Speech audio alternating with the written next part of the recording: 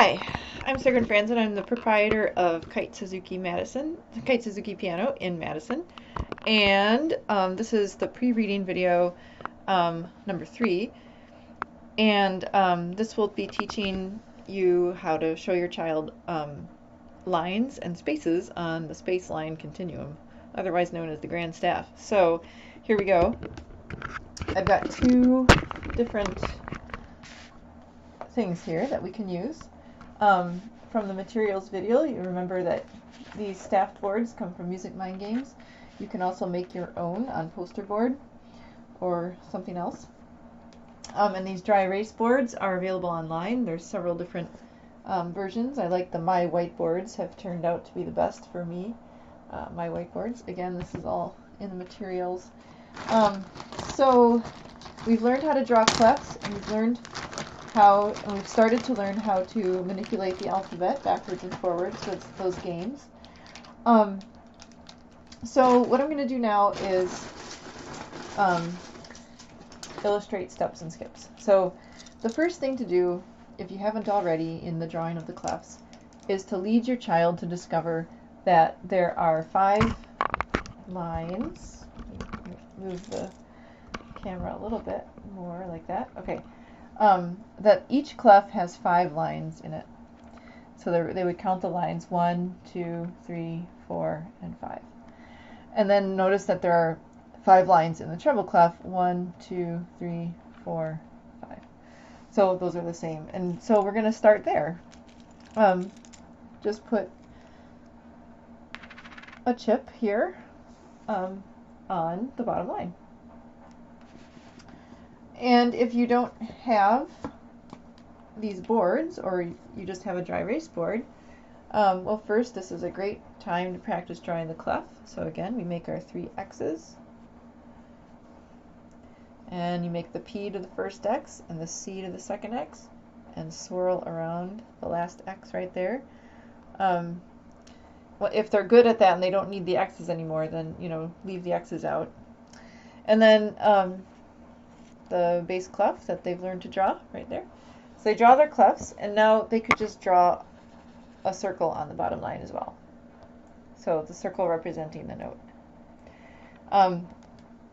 It's important to keep in mind here that the kids really have no idea what we're doing.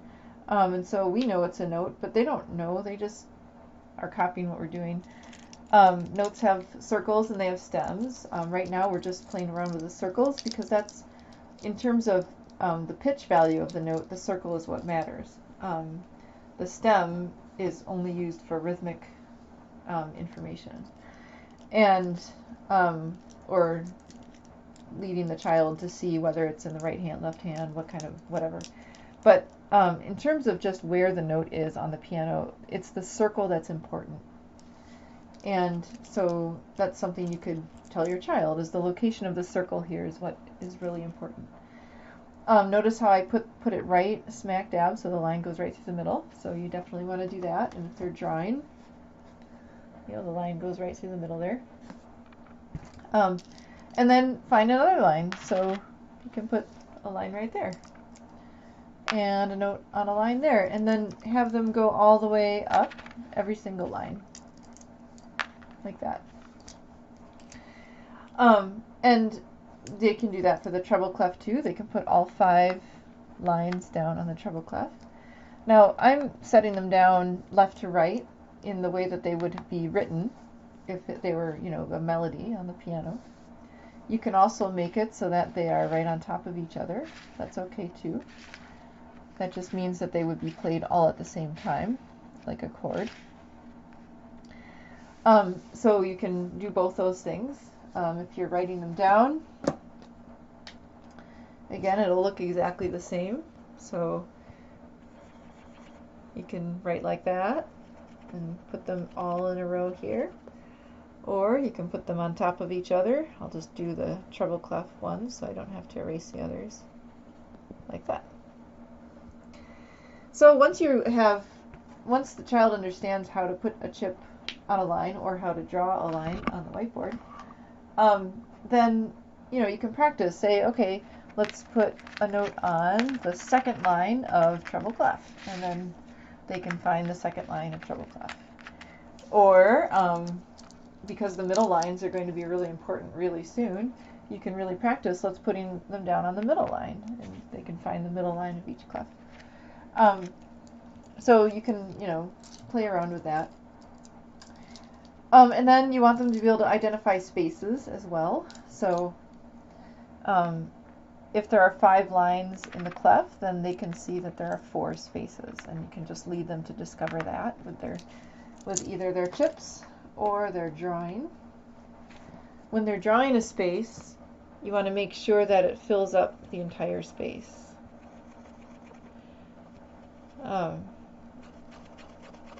And like that. And kids, if they're anything like my students, they love to have fun with the drawing. Excuse me. And they go kind of wild with that. But try to lead them back to this eventually. So, or if you're going from left to right, just go like that. Like so. So there are 4 spaces, or if they're doing here, like that. Like that. So, so the goal is for them to be able to identify easily whether a note is on a line or on a space. And then finally, when they have a pretty good grasp of that, you can say, well, so how many notes can we put inside of one clef? Because kids don't really understand what a clef is either. And my reading program is designed to really, really, really get them to understand what a clef is. But that takes some time. A clef is kind of a funny concept for a young child. An older child will probably get it pretty quickly, but for a young child, it takes a little bit. And so what I do first is I tell them, well, the clef is just this set of lines, and that's usually good enough for right now. And if you read music, of course, you know what a clef is. If you don't, and you don't know what a clef is just a way to show a range of notes so on the piano, the 9 notes that go on the bass clef and the 9 notes that go in the treble clef have specific locations on the piano, which again we'll explore later in my dwarf butterfly videos. And that's what we want the kids to learn, is how to map the range here onto the piano keys. Or if you play a different instrument, of course, it will map, onto your own instrument in a different way. So anyway, you don't have to explain all that to the kids yet, unless they really want that information right now. But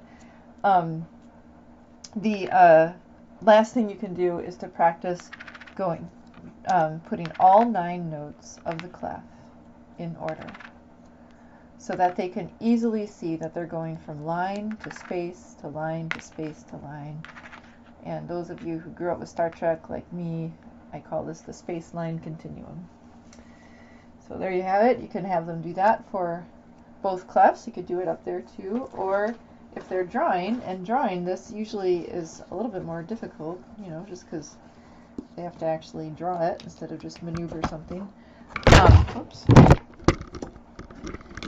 So if you're drawing, then you have to kind of lead them to discover just how much space to leave to put them next. So, it's really easy to kind of overcrowd them or space them too far apart. Kind of just lead them to have it just right amount, not too far away, not too close. Like that. So that they can go from line, space, line, space, line, space, line, space, line. And if they counted 1, 2, 3, 4, 5, 6, 7, 8, 9 notes, all fit in that clef. So a clef is a home for notes. It's where these notes live. I call this the bass clef galaxy in my story that will be shown later. And so this is the galaxy, and here's where these notes live in that galaxy. So that is lines and spaces, and that is lesson 3. As with everything in this program, everything is designed to be reviewed ad nauseum. So just because you've done lesson 1 and 2 doesn't mean you should stop practicing those things. If you need help with developing a good review curriculum, just contact me and I will assist you. All right, thanks.